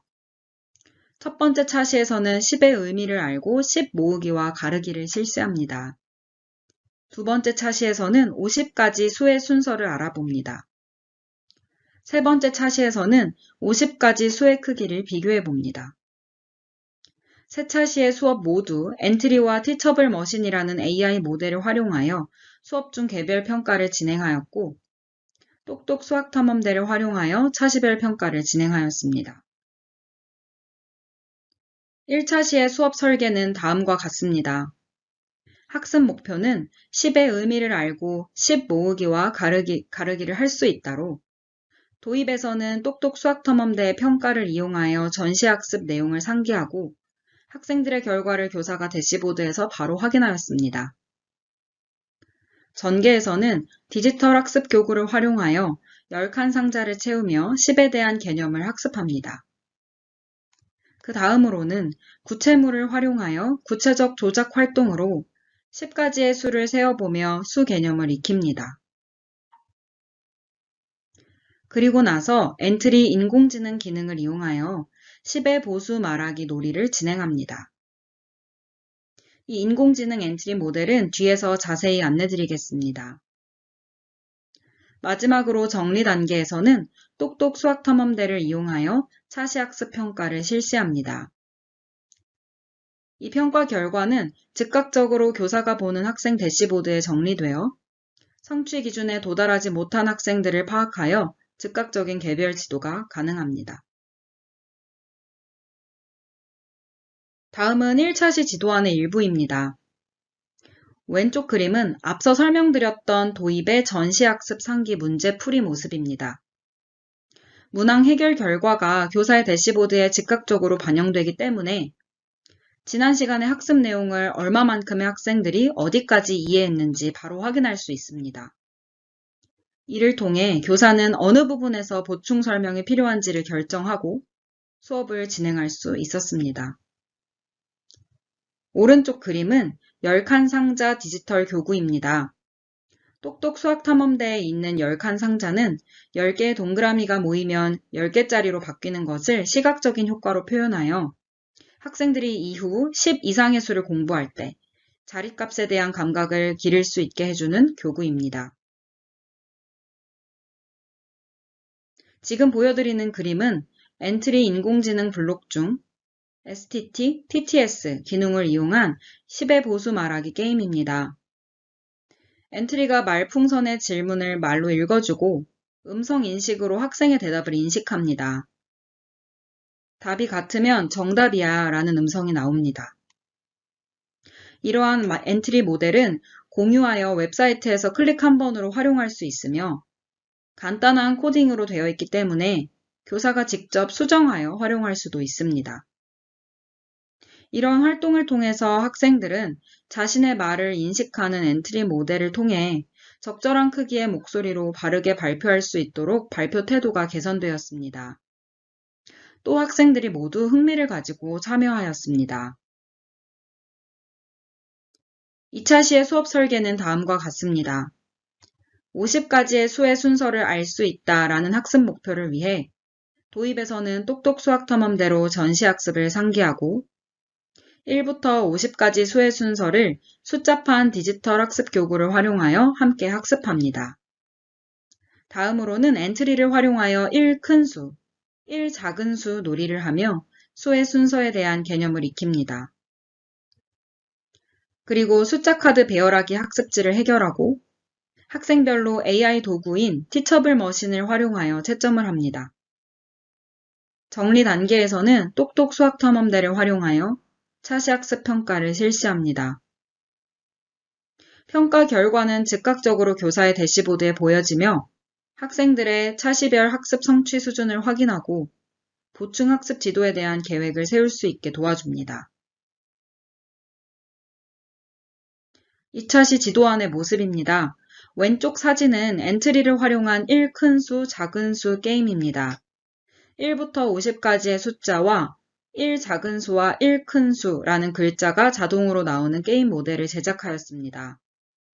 교사가 하나하나 여러 장의 PPT나 게임을 제작하지 않아도 자동으로 문제를 생성해 주어서 수업 준비에 소요되는 시간을 줄여줍니다. 오른쪽의 사진은 숫자판 디지털 교구입니다. 빈칸을 원하는 곳에 넣을 수 있고, 색깔을 넣을 수도 있고, 다시 하기도 가능합니다. 클릭으로 바로 답을 확인할 수 있어서 일회성 사용으로 끝나게 되는 종이로 된 숫자판의 한계를 극복하였습니다.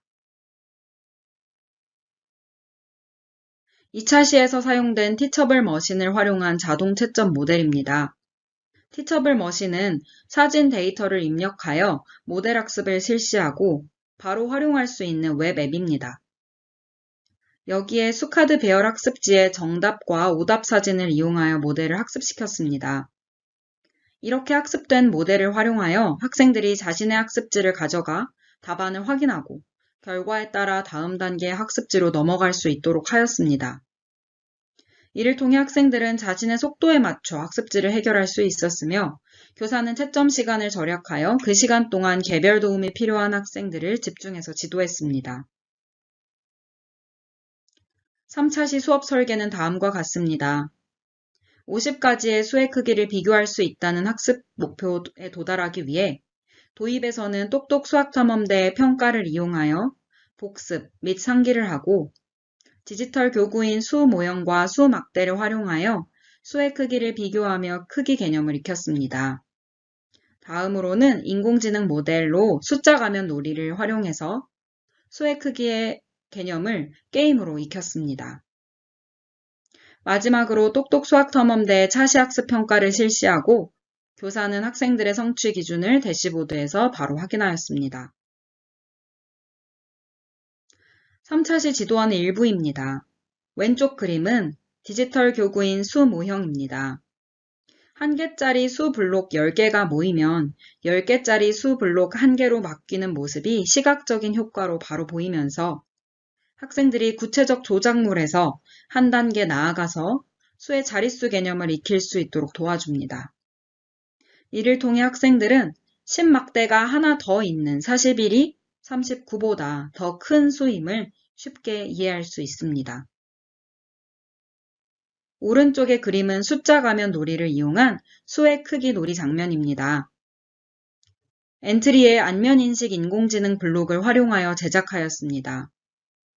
2명의 학생이 카메라에 얼굴을 비추면 학생의 얼굴에 1부터 50까지의 각각 다른 숫자가 가면처럼 따라옵니다.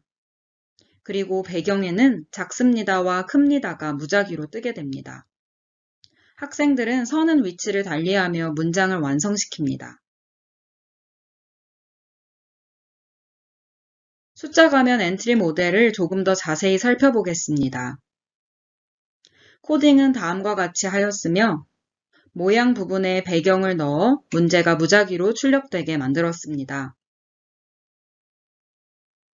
엔트리 모델은 주소만으로 간단히 접속하여 어디에서도 활용할 수 있습니다. 무작위로 문항이 계속해서 나오기 때문에 교사의 수업 준비 시간이 절약된다는 장점이 있습니다. 지금까지 살펴본 3차시 수업 설계에서 적용된 인공지능 기술과 이에 따른 학생들의 변화를 말씀드리겠습니다.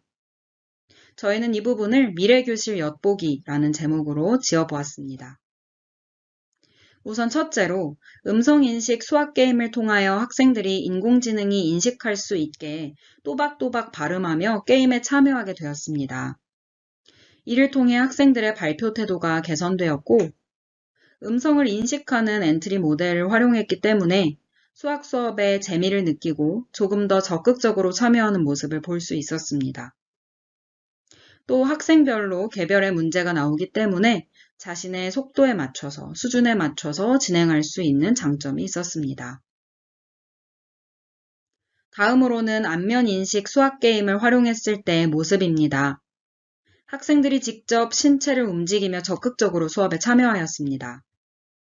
평소 선행학습으로 내용에 대한 흥미가 없던 학생들 또한 자신의 얼굴에 숫자 가면이 따라다니기 때문에 재미와 흥미를 느끼며 너도 나도 참여하려고 하며 놀이에 즐겁게 참여하는 모습을 보였습니다. 이를 통해 학생들은 조금 더 자연스럽게 숫자의 크고 작음을 익힐 수 있었습니다. 다음으로는 티처블 머신을 활용한 자동 채점 모델의 활용 결과입니다.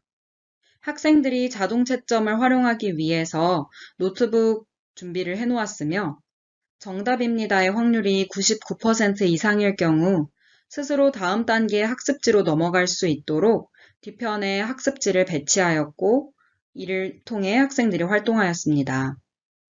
저장된 학습 모델은 파일 형태로 공유가 가능해서 같은 형태의 학습지를 활용할 경우 다른 교실에서도 학습 모델을 그대로 활용할 수 있다는 장점이 있었습니다. 무엇보다도 가장 큰 장점은 학생들이 스스로 채점을 진행하기 때문에 교사가 채점을 해주는 시간을 절약해서 개별 지도가 필요한 학생들에 대한 지도 시간을 확보했고 이로 인해 더 질 높은 수학 수업을 진행할 수 있었습니다. 학생들 또한 전체 학습 단계에 맞추지 않고 자신의 해결 수준에 따라서 다음 단계의 문제로 넘어갈 수 있다는 장점이 있었습니다. 마지막으로는 똑똑 수학탐험대를 활용한 전시학습 상기와 차시별 평가의 결과입니다. 똑똑 수학탐험대는 사진에서와 같이 학생별 문제풀이 결과를 색깔과 글, 그래프로 정리해서 보여줍니다. 학생들이 문제를 풀어 제출하는 순간 다음 그림과 같이 교사의 대시보드에 보여지며 이를 통해 교사는 학생들의 전체적인 이해 수준을 파악할 수 있기 때문에 수업의 난이도나 수준 혹은 복습의 내용을 수업에 바로 반영할 수 있다는 장점이 있었습니다. 또 똑똑 수학탐험대의 인공지능 추천 문제 기능을 활용하면 학생별로 수준별 이해도에 따른 문제가 제시되었는데 이는 먼저 활동이 끝난 학생들이 자투리 시간에 활용하기에 참 좋았습니다.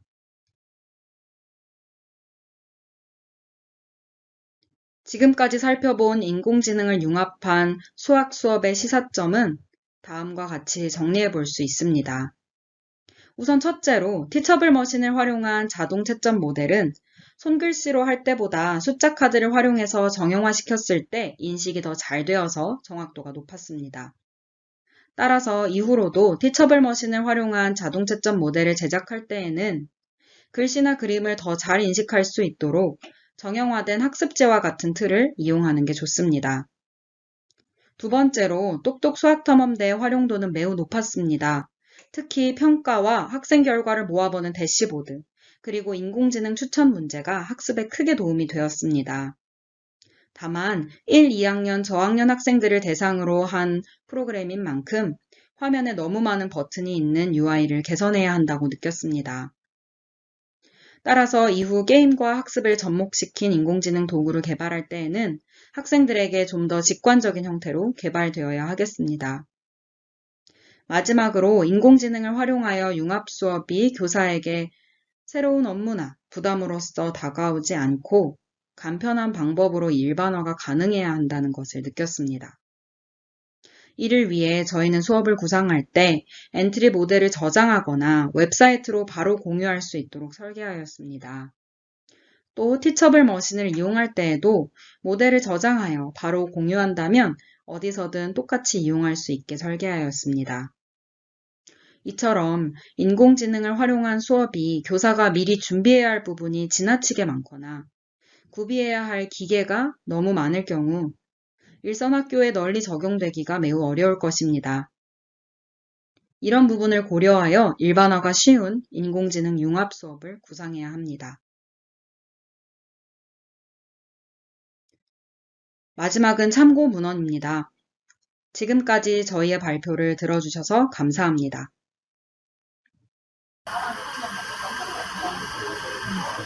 네. 다섯 팀의 발표를 너무 잘 들었습니다. 관련해서 아직까지는 우리 듣고 계신 분들이 질문해 주신 건 없는데요. 네. 없기 때문에 제가 마음대로 질문을 드리도록 하겠습니다. 다섯 팀 선생님 모두 너무 열심히 잘해 주신 결과라서 우리 학교 현장에 주는 시사점이 굉장히 크리라고 생각이 됩니다. 네, 하시면서 느낀 점과 향후 계획이 있으실 것 같은데요. 먼저 하윤주 선생님 어떻게 이 과정에서 느끼신 점, 또 향후에 어떤 또 연구를 진행하실지 한번 말씀 부탁드립니다. 네, 교수님, 안녕하세요. 네. 저는 이번에 아이들이 굉장히 흥미 있어 하는 모습에 조금 집중하였습니다. 지금 어른들도 성인들도 인공지능이 좀 무엇인지 모르고 어렵게 느껴 하시는 분들이 많은데요. 아이들은 굉장히 재미있어 하고 접근 가능하다고 생각하는 것 같았습니다.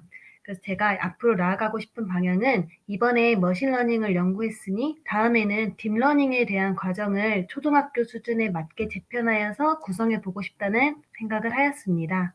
요번에도 저희 이화여대 센터가 공모하는 공모전에 참여하셔야 되겠네요. 그래야 될 것 같습니다. 네, 딥러닝으로 한번 도전해 주시면 좋겠네요. 네. 네, 고맙습니다. 네, 이고은 선생님 같은 질문 드려보겠습니다. 네, 교수님 안녕하세요. 네. 저는 지금 수업을 또 구상하고 있고 이번 학기 2학기에 그 수업을 가지고 아이들하고 하고 있었는데 일단 인공지능이랑 감정이랑 미술에서 감정이 되게 중요하고 생각하는 부분이 중요한데 인공지능은 스스로 생각하지는 못하니까 그 부분을 계속해서 고민하면서 수업을 진행을 했었는데 또 재밌는 수업을 만들어지는 거예요. 생각 계속 하다 보니까. 그래서 그걸 가지고 또 더 발전시켜서 정리를 해봐야겠다는 생각을 했고, 개념, 네, 그렇습니다. 그 학생들을 창의적으로 교육시키는데 선생님이 더 창의적으로 변하시는 것 같아요. 그죠? 네. 네, 좋습니다. 김태림 선생님. 네, 교수님하고 선생님들 반갑습니다. 네. 네, 저도 이제 아무래도 논문 준비도 하고 있다 보니까 최근 이제 데이터 과학 교육에 대해서 좀 이렇게 연구 자료를 좀 찾아봤었어요. 그래서 제가 했던 이 데이터 기반 중심지 찾기를 바탕으로 해서 이제 다른 과목에도 혹시 이렇게 접근해 볼 만한 주제가 있는지 좀 더 연구를 해보고 싶다는 생각이 들었습니다. 어떤 과목을 지금 생각하고 계세요? 근데 이게 막상 또 개념을 이렇게 데이터로 정의해야 되다 보니까 아무래도 뭔가 공공 데이터가 있으려면 사회가 아무래도 또 있을 것 같고 아니면 과학 쪽에도 확실히 있을 것 같습니다. 그래서 그쪽을 조금 더 연구를 해 보려고 합니다. 사회 문제 과학적 해결로 하시면 융합 수업이 아주 좋을 것 같으네요. 그죠? 네. 네네. 좋습니다. 네, 설신혜 선생님 말씀 부탁드릴게요. 네, 안녕하세요. 네. 저도 대학원 다니면서 배웠던 여러 가지 것들 활용해가지고 학교에서 다양하게 융합 수업 하려고 시도를 하고 있는데, 지금까지는 좀, 이렇게 재밌는 수업, 학생들이 많이 참여할 수 있는 그런 융합 수업 위주로 했다면 앞으로는 좀 더 평가까지 좀 구체화돼서 연계할 수 있는 수업을 해보고 싶고, 또 지금까지는 아무래도 제가 어떤 주제를 선정해서 학생들이 인제 어쨌든 구체화되어 있는 수업을 학생들이 실행하는 경우였는데, 이제는 학생들이 직접 어떤 사회 문제를 해결할 수 있는 주제를 직접 선택해서 AI로 해결해 보는 그런 프로젝트 수업을 좀 해 보고 싶습니다. 그 정해져 있는 내용이 아니면 평가가 더 어려울 것 같은데요. 학생 네, 스스로 맞아요. 문제를 만들어내는 건 굉장히 창의적이고 좋은데 그 학생들의 다양한 주제를 어떻게 또 평가해 줄까 이게 또 과제네요. 그죠? 네. 네, 맞습니다. 함께 같이 풀어보면 좋겠습니다. 네. 알겠습니다. 원지영 선생님. 네, 안녕하세요, 교수님. 네네. 네, 저는 개인적으로 이번에 수업을 이렇게 준비해보면서 자동 채점과 평가의 매력을 매우 많이 느껴서요. 저 개인적으로는 조금 자연어 처리 분야를 공부해보고 싶다는 생각이 들었고, 이제 교육자로서는 인공지능 기술을 이용해서 요새 환경 문제가 굉장히 대두되고 있으니까 그런 부분들을 해결할 수 있는 좀 학생들과 프로젝트 수업을 계획해보고 싶다라는 생각을 했습니다. 이상입니다. 그 자동 채점할 때 자연어 처리부터 공부하기 시작하면 너무 머니까 일단은 남은 기간은 기존에 있는 이제 자연어 처리의 솔루션들을 활용해서 그걸 가지고 사실 이제 과목별로나 문항별로 이 그 말뭉치를 이해해서 보캐블러리를 만들고 평가 기준을 만들고 요런 걸 한번 적용해 보는 쪽은 어떠세요? NLP부터 시작하면 또 한 몇 년 걸리실 것 같은데. 네, 제가 열심히 연구하고 교수님이 말씀해 주신 방안대로 연구해 보도록 하겠습니다. 네네네. 감사합니다. 근데 기초를 학습하는 것도 너무 좋고 또 현장에 적용하는 것도 같이 연결되면 너무 좋을 것 같습니다. 네. 그 5 분들의 말씀을 인제 들어보니까 서로 궁금하신 것도 있을 것 같아요. 서로 인제 관련된 내용도 있으실 것 같은데 예 잠깐 누구한테 뭘 질문할지를 생각하시기 바라고요. 하나씩 의무적으로 질문하는 시간을 갑자기 저 부탁도 안 드렸었는데 이렇게 느닷 없으시죠? 네. 왜냐하면 지금 플로어에서 질문이 많이 나올 줄 알고 제가 별도로 안 했었는데 그 사이에 하나 질문이 들어왔습니다. 네 다행입니다. 발표 감사드립니다. 김태림 선생님께 이화여자대학교 미래교육연구소 조현명 박사님이 이 질문을 주셨는데요. 김태림 선생님 공공 데이터를 활용한 수업의 경우 초등학교 고학년 학생들이 흥미도와 이해도의 측면에서 어떤 반응이 있는지 궁금합니다. 특히 학생들의 이전까지 학력 격차, 편차, 그러니까 수준 차이가 있을 텐데 이런 거는 어떻게 또 해결하시는지 그리고 다른 연령에 적용할 때 특히 인제 초등학교에 계시니까 저학년한테 적용한다면 또 어떤 것을 유의해야 될지 질문을 논문 심사하듯이 질문을 주셨는데요. 네. 그중에서 어. 답변 가능하신 걸 좀 부탁드립니다. 네. 굉장히 이제 심오한 질문을 주셔서 저도 이제 막 생각이 많아지는데 그러니까 네. 저도 사실 이 데이터랑 인공지능 해 보는 걸 그 정보 영재 아이들하고 해 봤었는데 이게 일반 학생들이 아니었고요? 네. 정보 영재 아 아이들은 이제 제가 그전에 이제 좀 쉬운 데이터로 이렇게 네. 뭐 예측도 해 보고 뭐 분류도 해 보고 이렇게 하면 얘네들이 '아 이게 이런 식으로 데이터의 그 열을 피처를 갖고서 예측을 하는구나.' 이런 걸 좀 이해하고 이제 공공 데이터 갖고서 해 보니까 좀 이해하는 것 같았는데 심지어 그중에서도 이제 소수는 이게 어떻게 열을 이제 선택해야 되고 이 개념 자체를 잘 이해를 못하는 학생들도 있었습니다. 그래서 제가 봐도 이런 걸 하기 전에는 그러니까 수많은 좀 아주 쉬운 예제들로 다양한 사례를 좀 연습해 보고 또 저학년한테는 좀 이렇게 프로그래밍 툴을 사용하는 것보다 뭔가 이렇게 언플러그드 형식으로 진짜 데이터를 이렇게 그 스몰 데이터라고 하죠. 스몰 데이터를 좀 각자 반에서 만들어서 뭐 카드를 갖고서 분류를 해 본다든가 뭐 이렇게 축을 만들어서 이렇게 배치해 보고 이런 좀 시각화나 이런 도구들로 가야 되지 않나 이런 생각이 들었거든요. 근데 진짜 데이터가 되게 중요한데 이게 되게 어려운 부분인 것 같기도 해서 저는 처음에 이제 스몰 데이터부터 좀 저학년은 가고 고학년 가서는 이제 공공 데이터 쪽으로 가면 좋겠다는 생각을 했습니다. 그래서 저도 이 분야가 앞으로 더 연구가 좀 많이 필요할 것 같더라고요. 네 지금까지 네. 그냥 네네. 네 그 소프트웨어 교육만 이제 하면 막 간단한 프로그래밍만 많이 해 보잖아요. 근데 이런 게 아니고 데이터를 이용한 그런 프로그래밍 교육도 좀 필요하겠다 이런 생각이 들었습니다. 네. 네. 그냥 도구나 툴로서 그 앱을 활용하는 이런 걸 뛰어넘어서 데이터 과학을 좀 이해하는 이런 쪽으로 접근하는데 쉽진 않죠. 특히 공공 데이터 그 경진대회는 사실 이제 초등학생까지 열려 있지만 교육부가 하는 대회도 보면은 중고등학생 또 성인까지 참여를 대학생들도 참여를 하는 걸 보면 이게 관심 있고 역량이 뛰어난 학생과 그렇지 않은 학생들 간의 어떤 격차 우리가 디지털 디바이드 얘기하는데 이런 데이터의 처리 능력에 있어서도 이런 격차가 또 많이 생길 것 같아서 어떻게 그걸 줄여 나갈지 또 우리 선생님들하고 각 대학에서 같이 고민을 해야 될 부분이 아닌가 싶습니다. 제가 드린 과제는 안 해도 되겠습니다. 보니까 시간이 거의 다 된 것 같아서 혹시 준비하셨는데 꼭 '나는 이거 질문하고 싶다.' 하는 한두 분만 들어보도록 하겠습니다. 자발적으로 하겠습니다. 의무 부과를 하지 않고요.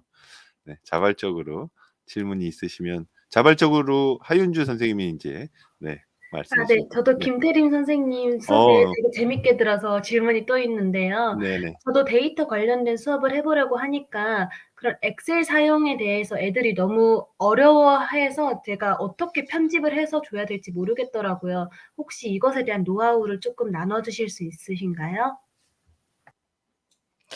네. 엑셀도 이제 마찬가지로 아주 쉬운 것부터 하는 방법밖에는 없을 것 같고요. 근데 굉장히 이렇게 뭐라 하지? 버튼 몇 번만으로도 이제 데이터가 딱 시각화되고 굉장히 사실 좋은 툴이더라고요. 그래서 평소에 약간 많이 사용해 보고 이렇게 하는 것만이 아이들이 좀 익숙해지지 않을까 많이 사실 안 해 보니까 그런 것 같거든요. 그래서 저희가 뭐 보고서 만들 때나 이럴 때도 엑셀로 만들어라 해 보고 이렇게 계속 뭔가 좀 투입을 해 줘야만 될 것 같습니다. 예. 네, 엑셀만 잘 익혀도 사실 기초 통계라든가 이런 거를 구현해 낼 수 있고 시각화도 가능하고 또 보고서 작성까지도 가능한데 사실 인제 중요한 거는 어느 정도 기초 개념까지 우리가 설명해 줘야 될까? 그 대상별로 또 수준별로 맞춤형으로 요런 걸 좀 더 고민을 많이 해야 될 것 같아요. 그죠? 네, 학년마다 너무 차이가 있고 같은 반에도 격차가 있는 것 같습니다. 네. 그래도 한 분 더 그러면 준비하셨을 텐데 질문 마지막 한 분 듣고 김태림 선생님께는 이제 그만 질문하시고요. 오늘 애정을 너무 많이 받으셔서 네, 다른 분께 혹시 질문하실 게 있으신 분 질문 부탁드립니다. 네, 설신 선생님이 하실 것 같은데.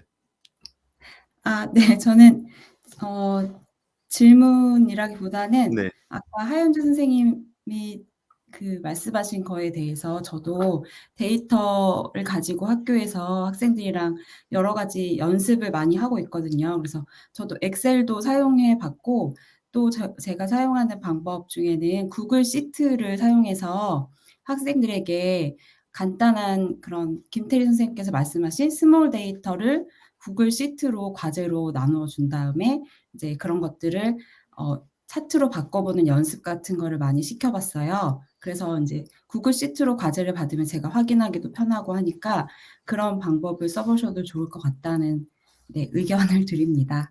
네. 네. 오늘 네, 너무 감사드리고요. 5 팀에서 발표해 주신 동영상을 저희가 끝내려고 하는데 질문이 마지막으로 하나 올라왔는데요. 원지영 선생님 자동 채점 학생 스스로 할 수 있다는 부분이 너무 궁금하다고 질문이 올라왔는데 학생 스스로 자동 채점하고 스스로 피드백을 받을 수 있는 게 굉장히 이상적인 과정인 것 같아요. 형성 평가의 기능도 있고요. 그 부분을 30 초만 좀 답변 부탁드립니다. 아쉽지만 굉장히 간단한 기법으로 이용이 되었기 때문에 티처블 머신을 이용해서 이제 이미지 학습을 이용해 가지고 숫자의 배치를 잘 했는지를 확인한 수준이었어요. 제가 AI 모델을 아직 개발할 수 있는 수준은 되지 않았기 때문에 그런 부분을 활용했었고 실물 화상기를 교실 뒤편에 5대를 배치한 다음에 학생들이 자기 화면에서 노트북 화면에 정답입니다. 퍼센트가 99% 이상이 되면 그건 정답이 맞다라고 인식할 수 있도록 사전에 안내하고 수업을 진행하였습니다. 네. 감사합니다. 자동 채점의 그 수준으로 본다면 기본적인 걸 활용하셔서 네, 잘 쓰셨는데 사실 효과는 제가 볼 때는 빅데이터나 AI의 기능이 더 고도화된 거냐 아니냐는 큰 의미가 없고요. 실제로 학습에 얼마나 효과가 있느냐가 우리한테는 더 중요합니다. 그래서 아주 고도화된 기술을 쓴다는 것 자체가 저는 큰 의미가 없다고 보고요. 실제 학생들한테 교육적인 효과가 큰 도구를 활용하는 게 저는 제일 베스트가 아닌가 이런 생각을 합니다. 네, 오늘 저희 세션은 이 정도면은 너무 풍성하고 이렇게 토론의 그 깊이도 아주 제가 볼 때는 학술대를 빛냈다고 생각하고요. 아까 드리려는 말씀은 우리 5 팀에서 발표하신 이 동영상을 저희가 공유하고 다른 선생님들께 나누어 드려도 괜찮으시겠죠?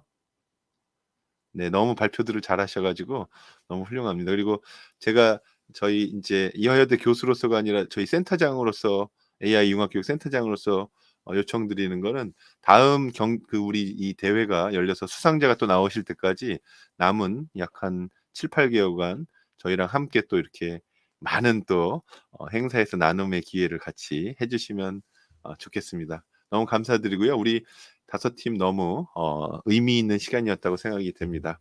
다음에 오늘은 인제 온라인으로 뵀는데요. 실제로 뵙는 날을 또 기대하면서 이 정도로 오늘 세션을 마무리하도록 하겠습니다. 고맙습니다. 감사합니다.